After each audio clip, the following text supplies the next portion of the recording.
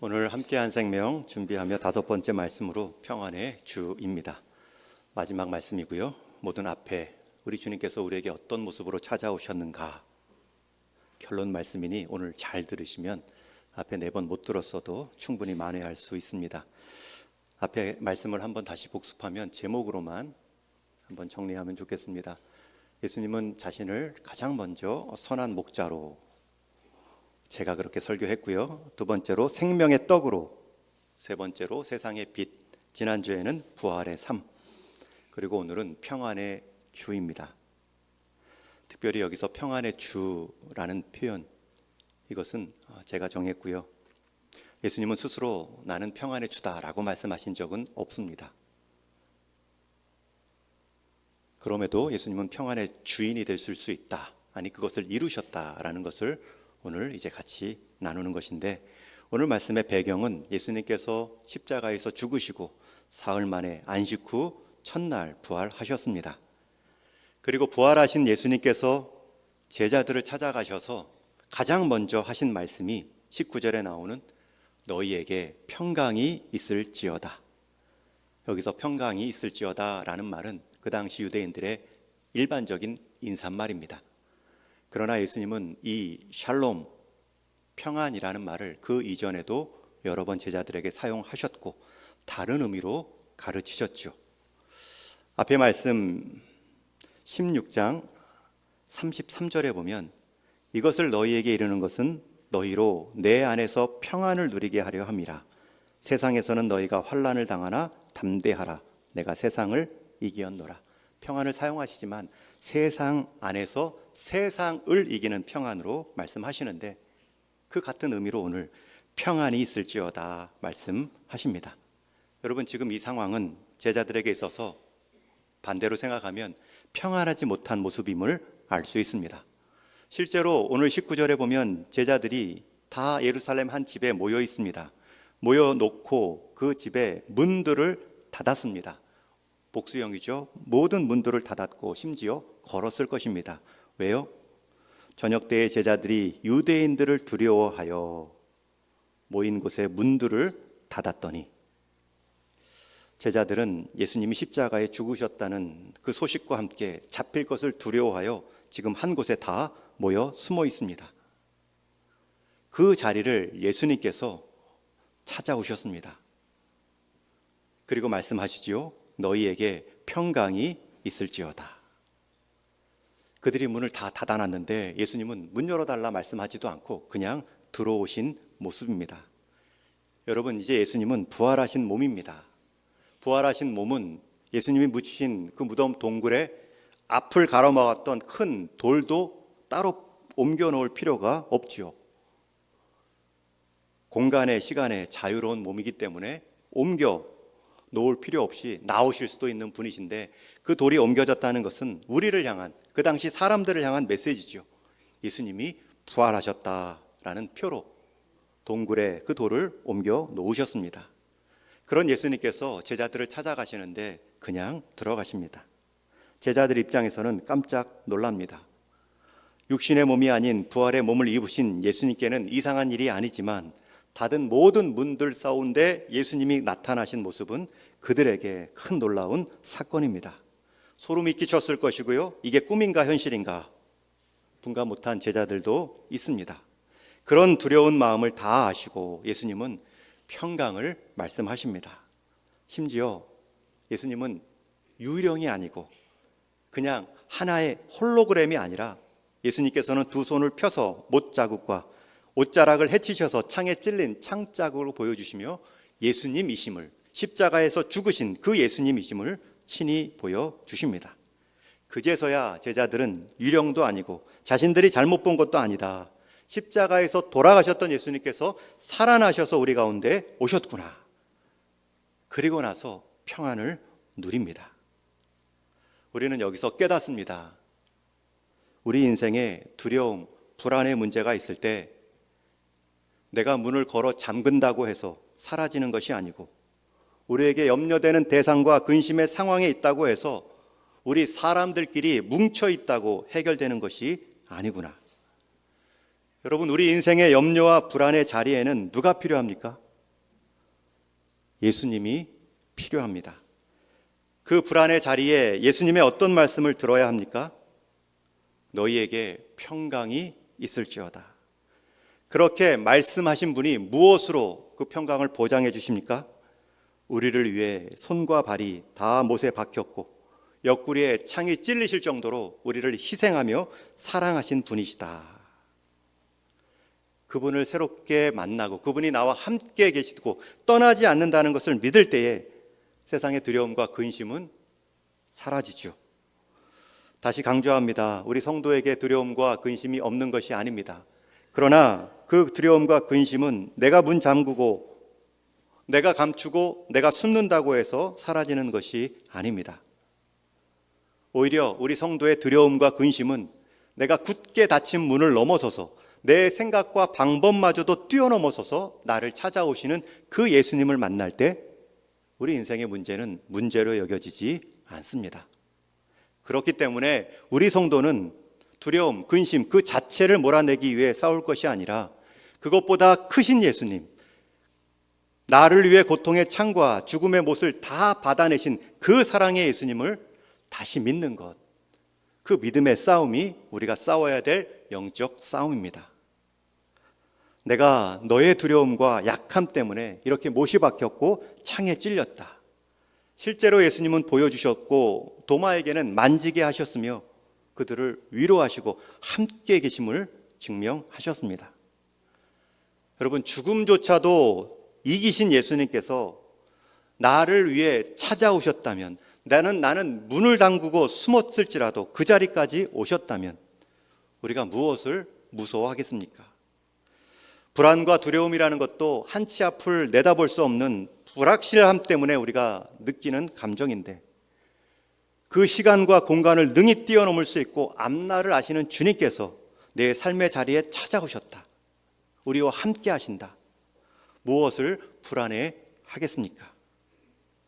그러기에 우리가 지금 정말 불안해 할 것은 내 인생 근심거리가 있고 이것을 내가 어떻게 해결할 것인가가 아니라 그 근심거리 한복판에서도 예수님이 나와 함께 계심을 내가 믿느냐 믿지 못하느냐가 문제입니다. 혹시 지금 이 아침 예배 시간에도 몸은 예배당 안에 예배를 드리고 있지만 마음은 세상 근심, 걱정으로 주님을 바라보기보다 문제만을 바라보고 계신 분이 있으신지요? 내 형편과 처지를 다 아시는 주님께서 여전히 나를 찾아와 하시는 말씀을 들으십시오. 너희에게 평강이 있을지어다.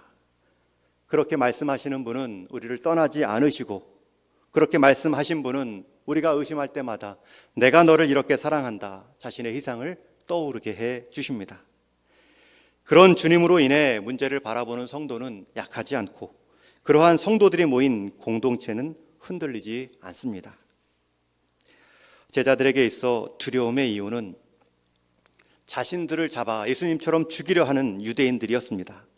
여러분, 그런데 예수님이 와서 평강을 말씀하실 때 그 유대인들이 쫓아오거나 그들의 살기가 사라진 것이 아닙니다. 그들의 발걸음이 멈추었기 때문에 예수님이 평강을 선언하지 않으셨습니다. 여전히 유대인들은 위협적이고 언제 들이닥칠지 모릅니다. 그러나 주님의 평안은 유대인들을 제거한 것이 아니라 그 유대인들마저 넉넉하게 바라볼 수 있는, 새롭게 바라보고 받아낼 수 있는 제자들의 믿음을 준비해 놓으십니다. 이 부분은 조금 뒤에서 할 것입니다. 여러분, 인생에서 두려움이 여전히 남아있지만 우리는 평안을 말할 수 있습니다. 아침에 눈만 뜨면 마음의 부담으로 다가오는 문제들, 재정의 어려움들, 사람 간의 관계들, 해결하지 되지 않은 산적한 문제들, 나를 사로잡고 있는 그 중독적 무엇들, 여전히 제자들을 잡으려는 유대인들처럼 언제 들이닥칠지 모르는 불안감으로 여전히 살아갈 수도 있습니다.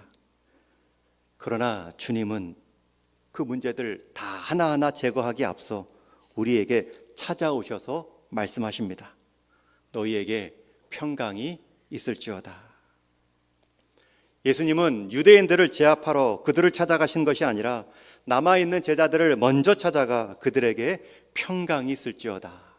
부활하신 몸으로 성령을 주심으로 보장해 주셨습니다. 예수님은 오늘 말씀에서 나는 평안이다 말씀하지 않으십니다. 앞선 네 가지 예수님은 나는 무엇이다 라고 제자들을 위로했던 예수님께서 오늘 말씀에서는 나는 평안이다 말씀하지 않지요. 왜요? 여러분, 예수님은 이전에 부활하시기 전에 네 가지 하신 말씀의 모습이 아니십니다. 이제 예수님은 부활하신 모습으로 그 평안의 주라고 말씀하실 필요가 없죠. 평안을 다 이루셨습니다. 십자가에서 죽으심과 부활하심으로 이 땅 가운데 참 평안을 보여주셨고 명하고 계십니다. 나는 선한 목자, 생명의 떡, 세상의 빛, 부활이요 생명이다도 이 평안으로 오신 예수님을 증명할 뿐이죠. 드러내 보이는 선언입니다. 이 모든 것을 통해 이루시고 우리에게 선물 주시려 했던 것이 바로 예수님의 평안입니다. 그렇기 때문에 예수님은 평안을 직접 말씀하지는 않으시지만 나는 평안이다 스스로 소개하지는 않지만 주변이 이제 그 평안을 느낍니다. 그런 평안을 느꼈던 사도 바울은 이렇게 예수님을 말하죠. 우리 한번 에베소서 2장 말씀 조금 길지만 같이 읽겠습니다. 시작. 우리의 화평이신지라 둘로 하나를 만드사 원수된 것 곧 중간에 막힌 담을 자기 육체로 허시고 또 십자가로 이 둘을 한 몸으로 하나님과 화목하게 하려 하심이라. 원수된 것을 십자가로 소멸하시고 또 오셔서 먼 데 있는 너희에게 평안을 전하시고 가까운 데 있는 자들에게 평안을 전하셨으니 이는 그로 말미암아 우리 둘이 한 성령 안에서 아버지께 나아감을 얻게 하려 하심이라. 아멘. 그는 우리의 화평이라 평안이라. 히브리어로 샬롬, 헬라어로 에이레네. 여러분, 사도 바울이 주님에 대한 신앙 고백입니다. 그리고 그 화평이, 그 평안이 무엇인지 쭉 얘기하는데 18절 마지막 절에 이렇게 요약하죠. 한 성령 안에서 아버지께 나아감을 얻게 하려 하심이라. 여러분, 이것이 예수님이 우리에게 목자 되신, 생명의 떡 되신, 부활이요 또 세상의 빛으로 오신 목적입니다. 이것이 평안입니다. 이것이 복음의 실제적인 내용입니다. 한 성령 안에서 아버지께 나아감을 얻게 하려 함이라. 우리가 지금 평안을 누린다, 평안을 얻었다라는 말의 핵심은 예수님을 통해 성령 안에서 아버지께 나아갈 수 있는 자녀가 되었다라는 뜻입니다. 여러분, 이것이 분명하게 묻어지면 인생의 두 번째 삶을 살아가는 것입니다. 예수님이 부활하심으로 새로운 창조의 첫 열매가 되신 것처럼 우리가 이 부활하신 예수님이 이루신 평안, 성령 안에서 아버지께 나아감을 얻은 우리의 생명을 확신하면 여러분, 이제 문제가 바뀌어 보입니다. 우리의 삶이 달라집니다. 이것을 확신하면 우리의 마음이 뜨거워집니다. 그리고 그렇게 변화받은 인생을 향해 예수님은 사명을 주시죠. 22절을 말씀해 보면 아버지께서 나를 보내신 것 같이 나도 너희를 보내노라. 사명을 받는데요. 그 사명의 내용이 보냄의 이유가 이어지는 23절 말씀입니다. 우리 같이 읽겠습니다. 시작. 너희가 누구의 죄든지 사하면 사하여 질 것이요 누구의 죄든지 그대로 두면 그대로 있으리라 하니라. 예수님이 죄사함의 은혜가 있고 능력이 있죠. 그것을 제자들을 통해서 성령과 함께 이루신다는 말입니다. 제자들에게 죄사함의 능력을 주신 것이 아니라 성령을 통해 예수님의 사역을 이루어 가신다는 표현이죠. 여러분, 이 순서를 잘 보십시오. 예수님은 제자들에게 평안을 먼저 회복시키시고 확신시켜 주신 후에 그들이 해야 할 사명을 주십니다. 그 사명도 무엇입니까? 그리스도의 가장 큰 선물, 죄의 사함, 새로운 생애가 있구나, 영생의 삶이 있구나. 육신의 삶에 묶여 죽음과 함께 끝나는 생애가 아니라 이 육신의 삶의 기회 동안에 영생의 생명과 맞닿을 수 있는 그리스도를 믿는 믿음을 성령 안에서 아버지께로 나아가 누릴 수 있구나. 여러분, 이 비전, 이 사명, 이것이 두 번째 우리가 평안을 누리는 방법입니다. 첫 번째는 주님이 찾아오셔야 되죠. 평안을 명해 주셔야 되죠. 그것을 이미 하셨죠. 그리고 나서 우리에게 명하십니다. 나도 너희를 보내오노니 누구의 죄든지 사하면 사하여 질 것이요. 그리스도께서 행하신 그 복음으로, 그러나 그 복음을 듣지 않고 믿지 않는 자들에게는 누구의 죄든지 그대로 두면 그대로 있으리라. 여러분, 성도는 평안을 누릴 뿐만 아니라 평안을 전하는 자로 부름 받았습니다. 여러분, 우리 성도의 두 가지 중요한 사명은 예수님 닮아가는 것이고 닮아감으로 예수님을 증거하는 것입니다. 제자로부터 이제 분명한 평안과 사명을 통해 예수님은 교회가 나아가야 될 방향도 보여주셨습니다. 너희는 이제 죄 사함을 증거하는 증인의 공동체이다. 증인의 삶으로 부름받았다. 그것을 위해 내가 성령을 주며 그것을 위해 내가 너희와 땅끝까지 함께 할 것이다. 여러분, 평안, 먼저 기반 위에 우리가 사명을 감당할 수 있습니다. 주님께서 그 평안을 부활하심으로 완전히 이루어 놓으셨습니다. 저와 여러분, 교회 성도의 사명은 이 평안의 기반 위에 진행해야 됩니다. 평안을 누리지 못하면서 사명을 말할 수 없습니다. 그 평안을 믿지 못하며 내가 주의 사명 감당했다, 자기 주장, 자기 욕심입니다. 주님의 평안케 하심, 아버지와의 관계의 온전함, 이것이 사역을 이루는 능력입니다. 주님의 사역보다 이 주님의 평안이 항상 먼저입니다. 바탕입니다. 우리 가정의 평안보다 앞서는 세상의 번영, 세상의 자랑도 없습니다. 가족의 반목을 불러오며 가져오는 물질의 성공, 직급의 승진도 의미 없습니다. 교회에서도 선교지에서도 이 평안의 관계를 깨뜨릴 사역의 우선순위는 없습니다. 평안이 과정이 아니라 목적입니다. 선교지에서 수많은 갈등, 목회자 안에서의 수많은 어려움들, 이 평안보다 앞선 사명을 말했기 때문이죠. 우리는 분명히 또 한 가지 깨닫습니다. 우리 인생 언제 두려움과 염려가 사라집니까?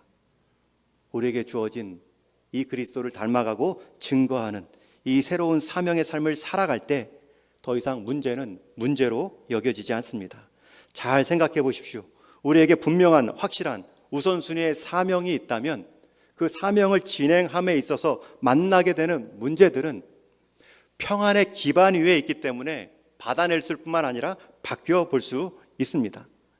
예를 들어 지금 사도 바울뿐만 아니라 이 제자들에게 있어서 두려움의 이유는 여전히 자기들을 쫓아와 예수님처럼 죽이려 하는 유대인들입니다. 그런데 그 전에 예수님이 그 제자들을 찾아와 부활하신 몸을 보이시며 평안을 선언하셨죠. 평안을 누렸습니다.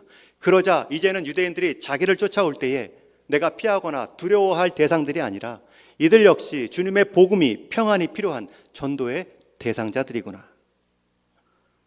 사명이 분명하면 문제를 바라보는 시야가 바뀝니다. 그래서 예수님은 반복해서 말씀하셨죠. 이전에도 평안의 의미를 바꾸어서 말씀하셨습니다. 요한복음 14장 27절 말씀해 보면 이런 표현이 나오는데 우리 한번 같이 읽겠습니다. 시작. 평안을 너희에게 끼치노니 곧 나의 평안을 너희에게 주노라. 내가 너희에게 주는 것은 세상이 주는 것과 같이 아니하니라. 너희는 마음에 근심하지도 말고 두려워하지도 말라. 저는 우리 동일의 성도님들이 주님이 부활하심으로 이루신 그 평안의 대상자로 이미 섰는 줄로 믿습니다. 여러분, 그렇다면 평안을 주장하실 수 있습니다. 그러나 거기서 끝이지 않습니다.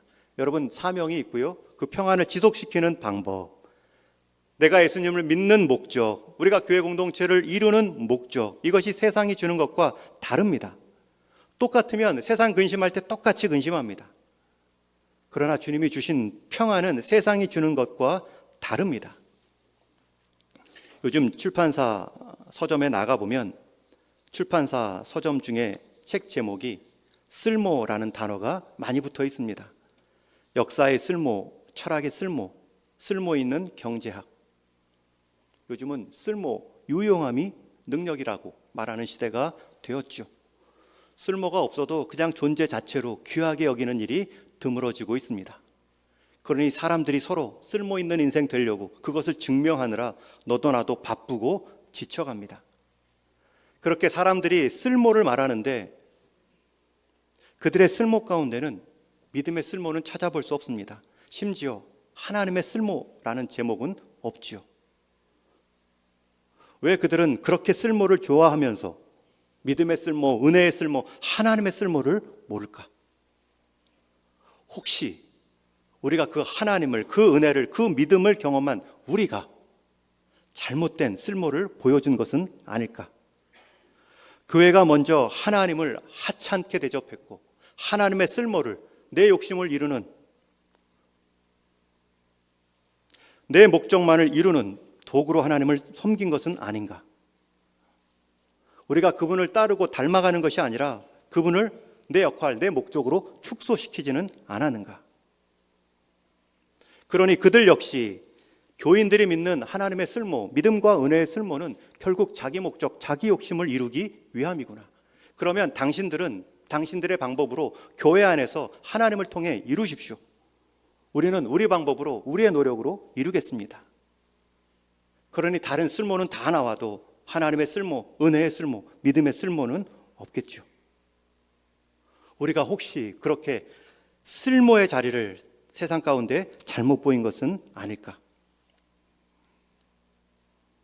일본의 작가 중에 요시 하루라는 시각 장애인이 있습니다. 이분은 학교 다닐 때 주변에 기독교인들이 있었는데 찾아와서 위에서 이제 전도하고 기도한다라고 말할 때마다 예수님의 이름으로 열심히 기도했더니 갑자기 눈이 뜨거워졌고 눈물이 흘러나오더니 보였어요. 이런 간증하는 사람들과 또 성경에서도 소경이 눈을 뜨는 바디메오 사건들만을 읽어주곤 했다고 합니다. 그러자 이 불신 시각장애인 작가가 이렇게 반발합니다. 만약 당신들이 말하는 전능한 하나님이 계셔서 온 세상을 창조하셨다면 장애인도 내 모습도 그의 신의 손에 따라, 뜻에 따라 만드셨겠지요. 내가 시각장애인으로 이 세상을 살아가는 것도 신이 세우신 계획임에 틀림없다면 장애인으로 살아가는 것이야말로 신이 주신 사명이 아닐까요? 그런데 왜 나에게 자꾸 기적을 빌라고 말합니까? 이분이 훗날 그리스도인이 되었습니다. 그럼에도 여전히 그는 자기 눈이 떠지는 기적이 일어나도록 기도할 생각은 없다고 말합니다. 왜냐하면 그에게 있어서 하나님의 쓸모는 고작 자기가 만든 시각장애인의 눈이나 뜨게 해주는 정도의 간증을 원하지 않았기 때문이죠. 그 환경 가운데서도 주님이 주시는 평안을 통하여서도 그 문제 가운데서도 하나님의 평안을 경험하고 보일 수 있는 인생에 또 다른 소망이 있었기 때문이죠. 멋진 믿음이고 신앙입니다. 하나님께서 그렇게 자신을 대해주는 존재로 믿음 생활하는 그분을 얼마나 기쁘게 여기실까요? 주님이 주신 평안은 세상이 준 평안과 다릅니다. 그러나 우리는 그 평안마저 세상이 주는 평안과 똑같이 살 때, 똑같이 이용할 때 세상에서는 여러 쓸모를 말한다 할지라도 믿음의 쓸모, 교회의 쓸모, 하나님의 쓸모까지 제외시켜 놓을 뿐입니다. 여러분, 우리 인생 가운데 주님이 찾아오셨고 부활하심으로 우리 가운데 평안의 주인이 되셨습니다. 거기서 끝나면 안 됩니다. 우리에게 또 다른 보냄의 자리로 말씀하십니다. 여러분 인생 다 할 때 육신의 삶 다 끝나고 육신과 함께 사라질 것들만 남기지 마시고 그 육신의 교회를 통해 영원한 평안의 삶을 누리고 보여줄 수 있는 우리 믿음의 성도들 다 될 수 있기를 주님의 이름으로 축원합니다. 그게 평안의 힘입니다. 그것을 이루시기 위해 주님이 땅에 오셨고 십자가에서 죽으셨고 부활하셨습니다. 저는 이 평안의 힘을 믿습니다. 그래서 동인교회 부임한 후에 표에도 넣었지요. 사귐과 섬김으로 평안을 전하는 교회. 그리고 5년이 지나서 평안을 복음으로 바꿨을 뿐입니다. 평안의 표지가 복음입니다. 복음이라는 게 기쁜 소리, 기쁜 소식인데 무엇이 기쁩니까? 이 평안이죠. 예수님께서 성령 안에서 우리를 아버지께로 나아갈 수 있는 자로 부르셨다. 그걸 부활로 확증하셨다. 새로운 창조를 지금 진행하고 계신다. 그러면 여러분 우리 인생의 삶의 목적도 바뀝니다. 그 목적도 바뀐, 그 비전도 바뀐 상황에서 당하는 문제는 더 이상 두려움의 대상이 아닙니다. 딛고 일어설 수 있는, 새롭게 바라볼 수 있는, 전도가 필요한, 구원이 필요한 대상으로 유대인들을 바라봤던 것처럼 우리의 문제는 더 이 땅 가운데 구원이 필요한 세상으로 바라볼 수 있는 기회가 될 것입니다. 저는 우리 동인의 모든 성도님들이 이 주님이 그렇게 주시려 했던 세상과는 다른 그 평안을 누리시고 증언하시고 함께한 생명으로 참여할 수 있기를 주님의 이름으로 축원합니다. 교회가 많다지만 교회끼리 경쟁할 필요가 없습니다. 우리 교회의 정체성, 이 평안함을 지켜내는 일에 집중하면 그것이 우리의 사명이고 역할입니다. 여러분들과 함께 이루고 싶은 꿈입니다. 혹 그 과정에서 숨어 지낼 수밖에 없는 상황, 어찌할 수 없어 두려워 닫아버릴 수밖에 없는 문, 그 상황에서도 그 상황을 쫓아오는 유대인과 같은 사람들, 그 상황에서 들으십시오. 주님이 찾아와 말씀하십니다. 너희에게 평강이 있을지어다. 이 평강을 경험한 찬송 작사가도 있습니다. 찬송가 413장 가사 1, 2절을 나누고 말씀을 맺습니다. 내 평생에 가는 길 순탄하여 늘 잔잔한 강 같든지 큰 풍파로 무섭고 어렵든지 나의 영혼은 늘 편하다. 저 마귀는 우리를 삼키려고 입 벌리고 달려와도 주 예수는 우리의 대장 되니 끝내 싸워서 이기리라. 그리고 후렴으로 말하지요. 내 영혼 평안해. 여러분, 이 찬송 가사에서도 우리 인생들 순탄한 강 같은 모습만 있는 것이 아닙니다. 큰 풍파같이 무섭고 휘몰아치는 바다 폭풍도 있습니다. 심지어 마귀가 우리를 삼키려고 입 벌리고 달려드는 상황도 맞이할 수 있습니다. 그럼에도 우리가 평안을 말할 수 있는 것은 주 예수께서 우리를 위해 십자가에서 죽으신 그 희생적 죄값을 치르신 사랑과 그분이 하나님의 아들 되심을 보여주신 부활의 사건이 있고 그분이 우리에게 친히 내가 너를 떠나지 않고 내가 너와 함께한다, 우리의 대장 되어 주셔서 끝내 싸워주신다 약속하셨기 때문에 우리 그 평안 안에 있고 우리가 그 평안의 삶을 살아가면 우리는 두려워하지 않을 수 있습니다. 그분께서도 이 아침 여러분들에게 말씀하십니다. 너희에게 평강이 있을지어다. 이 그리스도를 통한 평강의 회복이 종교개혁 주일의 핵심적 의미입니다. 이 약속의 말씀으로 오늘 하루도 승리하시고 믿음의 순종, 사명의 공동체 이루어가는 저와 여러분 되기를 주님의 이름으로 축원합니다.